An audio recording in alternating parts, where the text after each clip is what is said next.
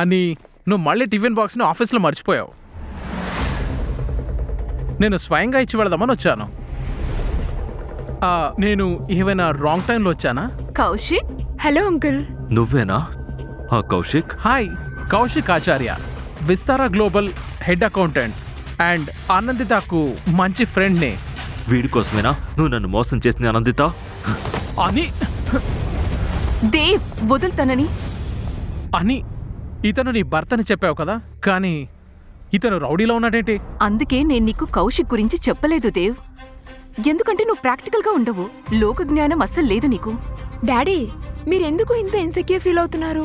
మీరు మాకు step father కావచ్చు, కానీ అమ్మ మీద గానీ అంకుల్ మీద గానీ ఇలా చేసుకోవడం అసలు అసలు బాలేదు. సీరియస్లీ డాడ్, ఇది చాలా ఎంబారేజింగ్గా ఉంది.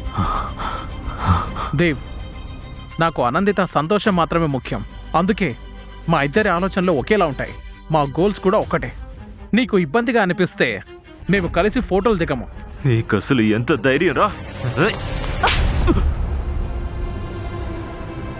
ఆపు దేవ్, ఇది నా ఇల్లు. నువ్వు జస్ట్ ఇక్కడ ఫ్రీగా ఉండే టెనెంట్వి మాత్రమే. ఈ ఇంటి గోడలకు పట్టిన చీడ పురుగువి నువ్వు.